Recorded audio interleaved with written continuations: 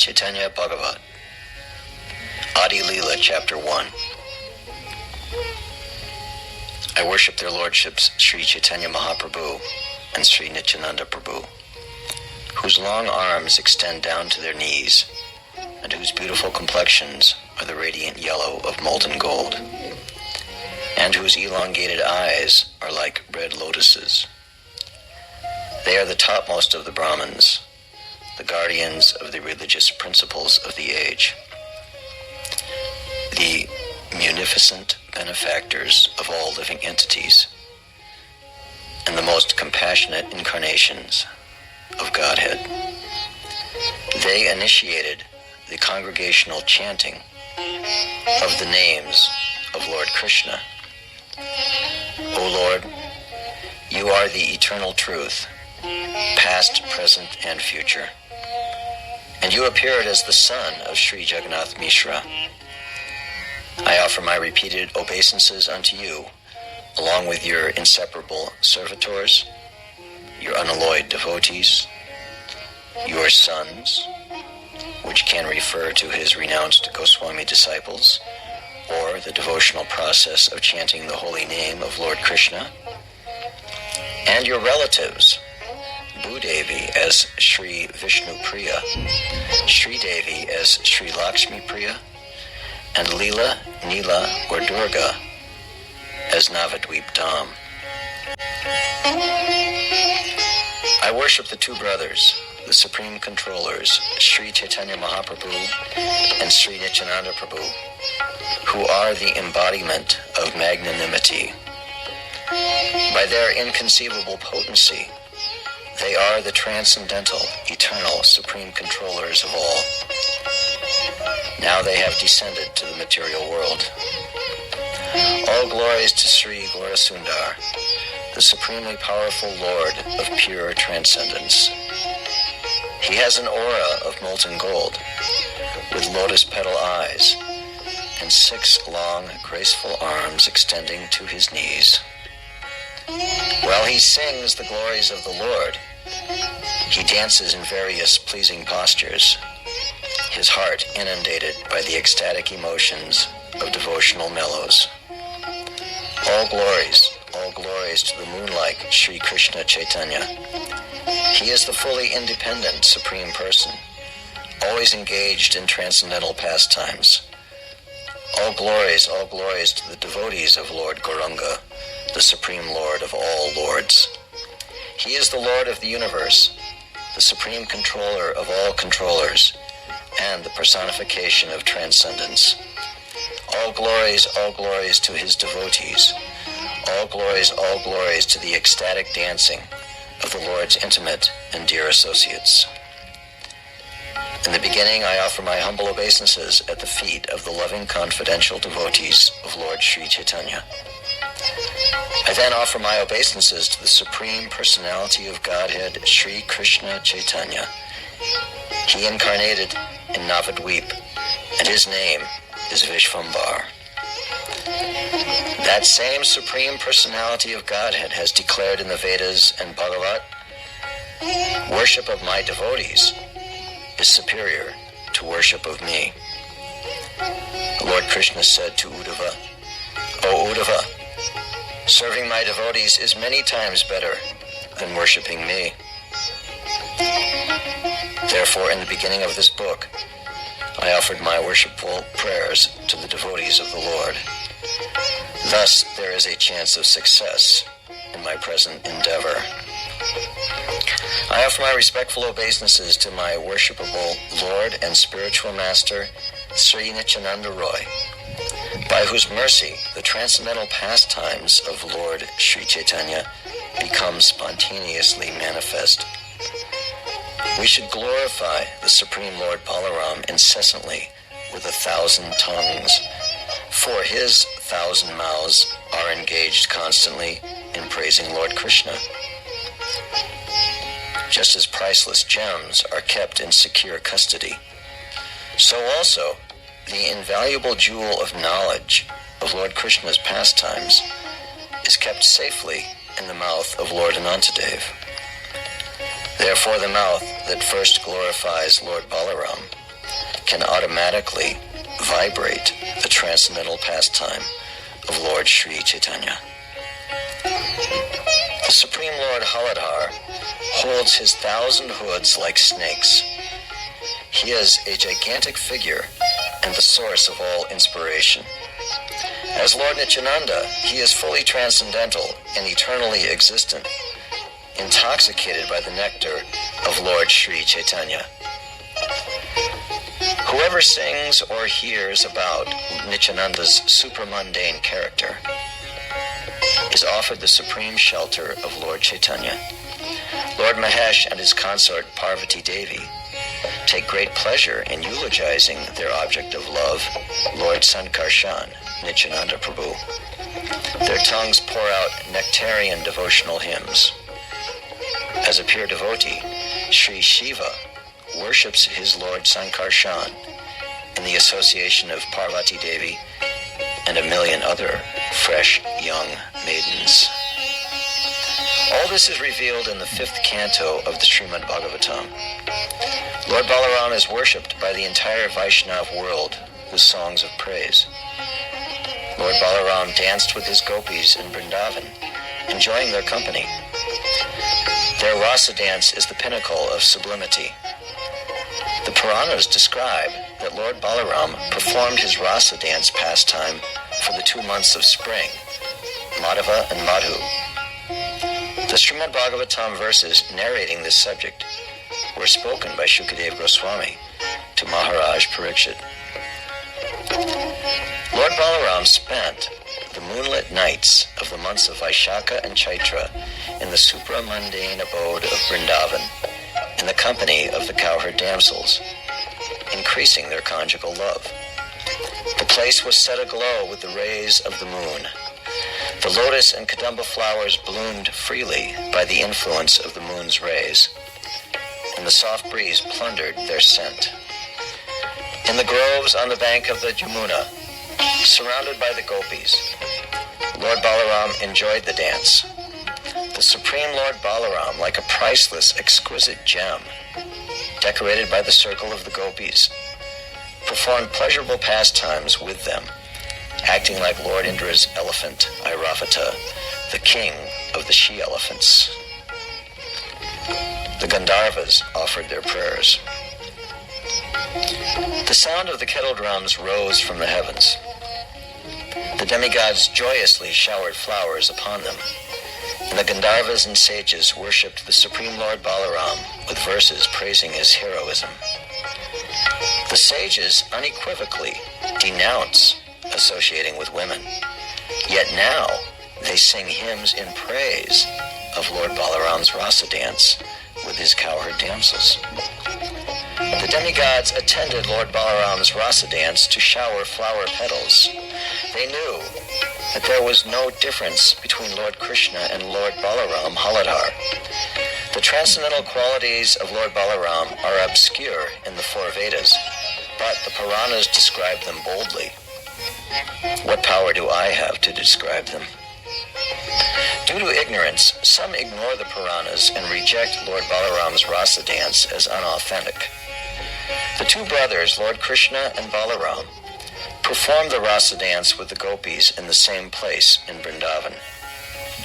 On the radiant, holy full moon night, immediately at the end of Shivaratri Vrata, super-heroic Lord Sri Krishna and Lord Balaram, with their cowherd boyfriends, enjoyed themselves in the midst of the beautiful maidens of Vrindavan. They were both pleasingly decorated with the finest jewelry, sandalwood pulp, wild flower garlands, and exquisite clothes. Those greatly fortunate damsels sang sweetly, their hearts enraptured with love for Krishna and Balaram. Evening had not set in. The moon and the stars appeared. The fragrance of the Arabian jasmine intoxicated the bumblebees, and a light breeze carried the aromas of white lilies and lotus flowers. Lord Krishna and Balaram, considering this very moment to be appropriate, began their pleasurable dalliances. Lord Govinda, Krishna, and Lord Balaram sang together for the pleasure of all living entities, their voices rising and falling melodically. If a person, after reading Srimad Bhagavatam, is not affectionately inclined towards Lord Balaram, then he is rejected by the Supreme Lord Vishnu and his devotees. In the words of Srimad Bhagavatam, a non-believer is a yavana. He is destined to suffer in hell, birth after birth. There are others who, like eunuchs, make emotional gesticulations challenging which scripture describes the rasa dance of Lord Balaram. Who is so sinful that even after reading the scriptures, he does not accept the truth, but misinterprets the real meaning and gives his own distorted meaning? Lord Balaram is the abode of the moon-like Lord Chaitanya's deep affection. Offense at his lotus feet destroys all possibilities for salvation. Lord Balaram, in his incarnation as Lakshman, the younger brother of Lord Ramachandra, enacted the role of the Lord's servitor. Yet, as the Supreme Lord Balaram serves himself in every respect, as a friend and a brother, by fanning him, putting him to sleep, glorifying him with Vedic invocations, and expanding himself as his house, umbrella, attire, jewelry, and seat. O Lord, your direct partial expansion, Lord Shesha, is the source of all the various ingredients for your service in the transcendental realm of Vaikuntha Loka. And he is famous in his manifestations as your residence, bed, throne, shoes, clothes, jewelry, etc. When shall I see you with Lakshmi Devi seated on the throne of Lord Anantashesh? Lord Anantashesh's partial expansion is the mighty Sri Garuda, whose satisfaction is derived from acting as the Lord's carrier in every pastime. His devotees include Lord Brahma, Lord Shiva, the four Kumaras, Srila Vyasadeva, Sukadev Goswami, Narada Muni, etc. Lord Ananta's glorious qualities are unlimited and not fully known to everyone. He is the original personality, the greatest mystic, the Supreme Lord, and the greatest devotee of the Vaishnavas. Thus far you have heard about Lord Shesha's wonderful mood of service. Now hear about his great opulence. He is enthroned in the lower planetary system of Patala as his own source and repose. He is worshipped by all as his 1,000 mouths continually taste the full nectar of love of Godhead. In the court of Lord Brahma, Narada Muni plays on his veena, and with well-composed verses, he sings the wonderful glories of Lord Ananta. Is it humanly possible to know the supramundane nature of Lord Sri Anantadev? Just by his glance, he sets in motion the three modes of material nature, which are the cause of this world's creation, maintenance, and annihilation. Although he is one, he supports the entire variegated material cosmic manifestation himself within the pores of his person. He is beginningless and eternal. Who other than Lord Sankarshan is the shelter of persons devoid of all material aspirations? He is the support on which the material world manifests and acts. That Supreme Lord, cause of all causes, being profusely merciful to us, has appeared in his sublime spiritual form. He is the most powerful. In comparison, the lion's power is but an insignificant fraction. He performs pure transcendental pastimes to capture the hearts of his dear devotees. Who other than Lord Sankarshan is the shelter of persons totally indifferent to material progress? That Supreme Lord Sri Anantadev destroys countless sins by manifesting his transcendental form. What more is there to say than this? Just by proper hearing, or by accidental hearing, or by sincerely crying out for help, or even if a degraded person tauntingly utters the name of Lord Sri Ananta, then he is certainly purged and purified. Lord Anantadev's mighty potency is beyond any measure. That Supreme Lord carries on just one of his 1,000 heads the entire universe with all its living entities, mountains and rivers, and it seems like a minute atomic speck. Even if a person acquires 1,000 tongues, how can he describe the power of the omnipotent Supreme Lord? Lord Anantadev is his own shelter and source. He is mighty with unlimited power and strength, yet remaining in the lower planetary system of Rasatala. He holds this gigantic cosmic manifestation with indifferent ease.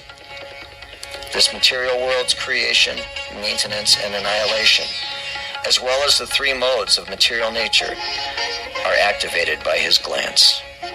Who can fathom Anantadev's non-dual, transcendental, eternal, and unborn existence? Out of mercy, the Lord manifests his supramundane spiritual form while he performs his variegated pastimes.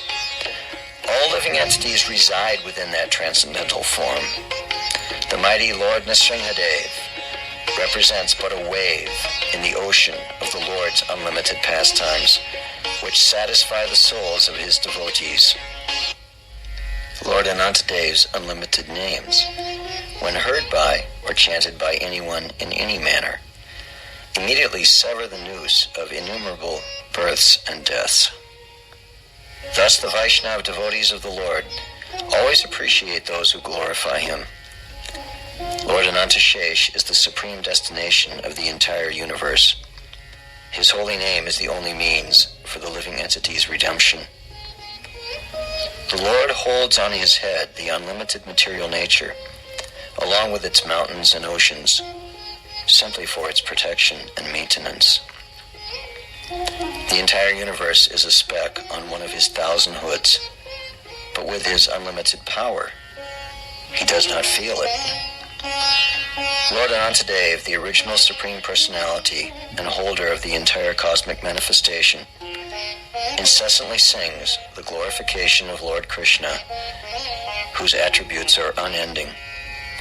But because both Lord Krishna and Lord Ananta are supremely powerful, neither is victorious over the other. Even today, Lord Shesha's 1,000 mouths continuously sing the glories of the Supreme Lord Krishna Chaitanya. How wonderfully Lord Krishna and Lord Balaram compete with each other.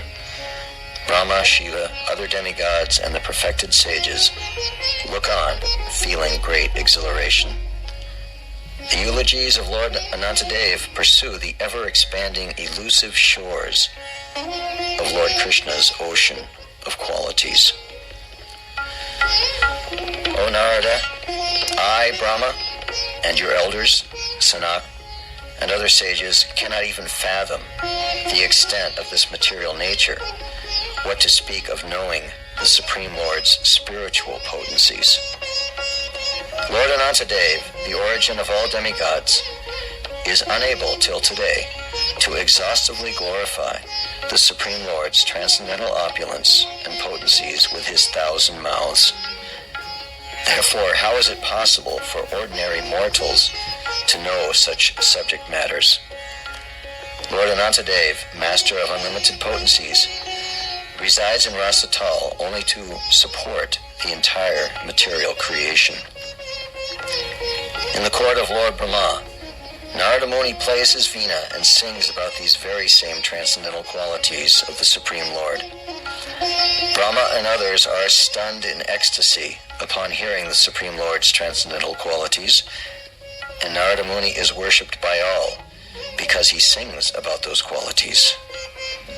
I have also been moved to write a few phrases in praise of the unlimited potencies of Lord Nityananda Anantadev. So I humbly request all of you to develop a loving devotional mood toward the Lord. Those desirous of crossing over the dangerous ocean of material existence, yet drown in the ocean of devotional ecstasy, may take shelter of Lord Nityananda. I pray to the merciful Vaishnava devotees of the Lord to fulfill my heart's yearning, that I may serve my Lord Balaram birth after birth. just as Dvija, Vipra, and Brahma are different names for the same person. Similarly, Nityananda, Ananta, and Balaram are different names for the same Supreme Personality. My Lord Nityananda Prabhu appeared within my heart and instructed me to narrate the transcendental qualities of Sri Chaitanya Mahaprabhu in this book. The pastimes of Sri Chaitanya Mahaprabhu are revealed by Lord Nityananda's mercy only, because his personal expansion, Lord Sesha, is the storehouse of information of Lord Chaitanya and Lord Krishna's pastimes. Although Sri Ananta Shesh is the embodiment of Krishna Kirtan, I have been able to offer only a humble prayer in his honor. Hearing Lord Chaitanya's qualities and pastimes can clean away all material contaminations. Know for certain that such pastimes are revealed only through a pure devotee's grace. For who can know the nature and pastimes of Lord Chaitanya? It is a hidden mystery even in the Vedas. Therefore, I have compiled only first-hand accounts taken directly from the lips of the associates of the Lord. I see no beginning or end of Lord Chaitanya's pastimes. They are eternal and unlimited, and only the Lord's grace gives me the potency to compose them. I am simply Lord Chaitanya's mouthpiece, repeating as he desires, just like a doll moved by some unseen hand. I throw myself at the feet of all pure Vaishnava devotees, so they may cleanse me of all offenses. O my brothers, please listen very attentively to the transcendental pastimes Lord Chaitanya performed with his devotee associates. The ecstatic pastimes of Lord Chaitanya have been divided into 3 periods: early, intermediate, and later, Adi, Madhya, and Antya. The early period includes a description of the Lord's education, and the intermediate portion reveals Mahaprabhu's pastimes of congregational chanting. The concluding portion describes the Lord's pastimes as a sannyasi in Nilachala, Orissa. He had allocated to Lord Nityananda the mission of preaching in Bengal. The pious Sri Jagannath Mishra, Lord Chaitanya's father, lived in Navadvip. Like Vasudev, he conscientiously performed his spiritual duties. His devout and devoted wife, Srimati Sachi Devi, was a second Devaki, the beloved mother of everyone.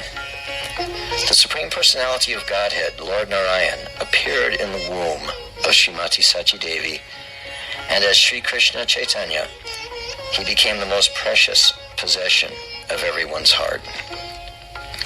The Adi Kanda begins by describing the appearance of Lord Chaitanya on an auspicious full moon evening in the month of Falgun, when the moon went into eclipse. The tumultuous sound of Lord Hari's holy name filled all directions, inspiring everyone to chant together, and the Supreme Lord Chaitanya was born amidst the chanting. The Adi Kanda also describes the Lord's numerous childhood pastimes. Lord Chaitanya revealed to his parents his otherwise unmanifest place of residence, the Holy Dham. He also exhibits to his wonderstruck parents the physical signs of divinity on his feet, such as the flagstaff, lightning, etc. This portion of the book describes how one day thieves kidnapped Lord Chaitanya from his house, but being tricked by the Lord, they brought him back home. Another story narrated here is how the Lord ate all the food offered to Lord Vishnu in the house of Jagadish and Hiranya on Ekadasi day. Yet another story describes how the Lord once sat on a pile of contaminated cooking pots and used the situation to instruct his mother in philosophy. He also acted like a crying baby, and with that ploy, made everyone chant the holy names of God. The Adi Kanda also discusses the Lord as a child playing with his friends as if he were Krishna in Gokula. It describes how he began his education and with little effort mastered all the scriptures. It narrates Sri Jagannath Mishra's disappearance and Vishvarup's taking sannyas, and how these two disasters afflicted Mother Sachi. Then it describes the Lord's wonderful pastimes as a student. He was pride personified before the other student scholars. Chaitanya's travels through eastern Bengal are also described here, elaborating on how the land became a place of pilgrimage by the touch of his lotus feet. Chaitanya was the master of all different scriptures. There was no one in the three worlds to challenge his erudition. The Adi Kanda describes the Lord's sporting with his fellow students and their water pastimes in the waves of the Ganga. Then came the Lord's first marriage and the glorious disappearance of his first wife. He duly accepted a second wife, the daughter of a royal scholar. Once he pretended to be sick from a wind disorder. He took that opportunity to reveal symptoms of love of Godhead. While the Lord roamed about as a great scholar, he empowered all the devotees who surrendered to him. This story is also told in the Adi Kanda. The narration of the early life of Sri Chaitanya includes a description of the immense joy on Mother Sachi's face when she looked at the moon-like, blissful face and the graceful clothes of the Lord. Then there is a story of how Nimai Pandit piqued the pride of a scholar who was renowned as Digvijay, world conqueror. Ultimately, the Lord slashed that scholar's material bonds. The Lord put everyone, even his devotee, into illusion about his real identity, and he roamed the streets of Navadvip, deceiving all. There is also a description of the Lord's pilgrimage to Gaya Dham, and how he showered causeless mercy on Ishwara Puri by accepting him as his spiritual master. Adi Kanda is a reservoir of the Lord's never-ending pleasurable pastimes. In the future, Srila Vyasadeva, the greatest of sages, will describe other pastimes. But herein, I reveal the early pastimes of the Lord up to the time he returns from his visit to Gaya Dham. In Madhya Kanda, the Lord's omnipotence becomes known, and gradually his devotees are identified as they collect around his lotus feet like bees. Chaitanya reveals his absolute identity as Lord Narayan by sitting on the altar of Lord Vishnu in the houses of Sri Advaita and Srivas Pandit. Sri Chaitanya meets Nityananda Prabhu, and together the brothers make wonderful Krishna Kirtan. Then Lord Nityananda's vision of the transcendental six-handed form of Chaitanya Mahaprabhu is described. Later, the Lord exhibited his universal form to Advaitacharya Prabhu. Lord Nityananda's Vyas Puja has been described in Madhya Kanda, along with a story of how he was slandered by some faithless atheists. Thereafter comes the description of Lord Chaitanya's manifestation as Lord Balaram, when Lord Nityananda gave him his plow and club. The wonderful redemption of the two reprobates, Jagai and Madai, who were later become quite famous, is told in detail. Mother Sachi's vision of Sri Chaitanya, who is Krishna, in a blackish complexion, and Sri Nityananda, who is Balaram, in a whitish complexion, is also discussed. Lord Chaitanya once showed his unlimitedly opulent Mahaprakash form for several hours, and that story is told in Madhya Kanda. On that occasion, he revealed the transcendental truth about himself and the real identity of all his devotees. Thereafter, there is a description of the occasion when Lord Chaitanya, who is the Lord of Vaikuntha Narayan and the Supreme Absolute Truth, danced and chanted as he narrated the truth about himself. In Madhya Kanda, the Lord breaks Chand Kazi's pride, and manifesting his own spiritual potency, he engages in continuous congregational chanting. Chand Kazi received devotional service by the Lord's grace. Immersed in ecstatic bliss, Sri Chaitanya thereafter moved from village to village performing kirtan. He declared the truth about himself as he exhibits his Varaha Roop, a four-armed form, while riding around the courtyard on the back of his devotee Murari Gupta. The Lord also ate the rice of Suklambar, which was collected by begging, and performed many wonderful pastimes in his manifestation of Lord Narayan. In Madhya Kanda, Sri Chaitanya Mahaprabhu appears before the devotees in the guise of Mahalakshmi or Rukmini Devi, the universal mother who breastfed all the devotees who were her dependent sons. The Lord once chastised Mukunda for keeping bad company, and later, when he was satisfied with Mukunda's obedience, he favored him with grace. Then there is a narration of the ecstatic all-night kirtans in Navadvip, which were held regularly for a complete year. Madhya Kanda describes the mock verbal fights between Nityananda Prabhu and Sri Advaitacharya. Only a foolish person thinks that these were actual disagreements. Then the Lord instructed his mother and simultaneously warned the whole world about the grievous consequences of offending Vaishnav devotees. Satisfied by the prayers of his devotees, the Lord gave individual benedictions to each of them. Srila Haridas Thakur received Mahaprabhu's mercy, and the Lord showed compassion towards Sridhar by drinking water from his pot. The Lord blissfully performed daily pastimes in the waters of the Ganga with all his devotees. Once he and Nityananda Prabhu visited the house of Advaita Acharya Prabhu for a specific reason. It is described that the Lord heavily chastised Advaita Acharya, but at last he showed immeasurable grace on him. Then the Madhya Kanda describes how the extremely fortunate Sri Murari Gupta became enlightened about the true identity of Lord Chaitanya and Lord Nityananda as Krishna and Balaram respectively. Those two supreme personalities danced in ecstasy in the house of Srivas.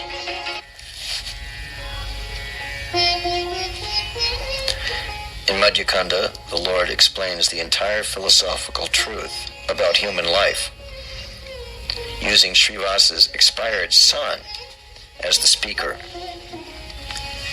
In this way, he alleviated everyone's suffering. News of this incident spread far, and by the Lord's grace, Srivas could overcome the shock of his son's death. In another story narrated in Madhya Kanda, the Lord threw himself into the Ganga, and Nityananda Prabhu and Srila Haridas Thakur lifted him out.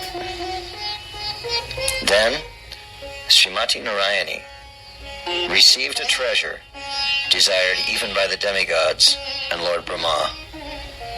She received the remnants of the Lord's foodstuffs. The final story in the Madhya Kanda is the pastime of the Lord leaving home and accepting the renounced order of life for the salvation of every living entity. There are uncountable pastimes of the Lord in the Madhya Kanda. Whatever remains untouched will be described later by Srila Vyasadeva. As the Sesha Kanda opens, Vishvambar is in the sannyas order of life, and he has accepted the name Sri Krishna Chaitanya. He has shaven his head clean, thereby plunging Advaita Acharya Prabhu into deep despondency. Mother Sachi's suffering is unbearable, yet she is sustained by the Lord's mercy. Lord Nityananda, the manifestation of Balaram, smashed Chaitanya's sannyas danda, and thereafter the Lord concealed his real identity and went to Nilachala Puri. Chaitanya playfully taunted Sarvabhauma Bhattacharya when they first met, but later he exhibited his six-handed form to him. The Lord mercifully graced King Prataparudra with devotional service and lived thereafter in the house of Kashi Mishra. During Chaitanya's stay in Puri, both Swarup Damodar and Paramananda Puri became eligible to confidentially serve the Lord. Seshakanda also describes Chaitanya's trip through Bengal on his way to Mathura and Vrindavan. He stayed in Vidya Vachaspati's residence before moving on to the village of Kulia in Bengal. Millions of people gathered to see the Lord on his return to Bengal, and all who saw him were liberated. Chaitanya attempted to continue on his trip to Mathura, but after a short distance, he turned back to Bengal. This story is described in the Seshakanda. When the Lord returned to Neelachala, he engaged in continuous kirtans with his associates. He sent Lord Nityananda to preach in Bengal, while he himself remained in Neelachala with a handful of devotees. The Lord and all his devotees danced ecstatically before Lord Jagannath's chariot. The Lord's travels to Rameshwaram in South India and his journey to Mathura through the Jarikhanda forest are also described in Seshakanda. Later, the Lord showered grace on Roy Ramananda and performed other divine pastimes he performed in Mathura. The magnanimous Chaitanya Mahaprabhu also graced Dabir Khas by revealing his identity to him. He liberated Dabir Khas and his brother and renamed them both. They became the famous Rupa Goswami and Sanatan Goswami. In Seshakanda, the Lord's travels to Varanasi are described. The sannyasis of Varanasi could not recognize the Supreme Lord because they were too critical of the Vaishnavas. Chaitanya Mahaprabhu thereafter returned to Neelachala and became engrossed in congregational Hari Kirtan throughout the day and night. Lord Nityananda traveled throughout India as a wandering mendicant. His pilgrimage is described in Seshakanda. Who can understand Lord Nityananda's unfathomable, transcendental character? He roamed about Mathura with ankle bells on his feet. On Sri Chaitanya's request, he went to Panihati and distributed devotional service, love of God, to everyone. Through his causeless mercy, he saved Nahamala Roy and other merchants of that locality.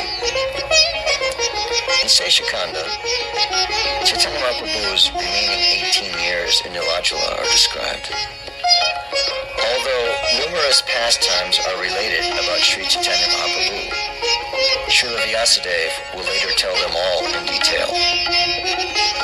Lord Nityananda finds endless joy in glorifying Lord Chaitanya, and he is an unmatched expert in that art. O Lord Chaitanya, please bless me so that I may receive the transcendental service of Lord Nityananda's lotus feet. He is the Lord of the entire universe. I have narrated in brief the contents of this book at the very outset. All of you, please hear with undivided attention the pastimes of Lord Chaitanya. Lord Krishna Chaitanya and Lord Nityananda are my life and soul. I, Vrindavan Das, offer my humble song at their lotus feet.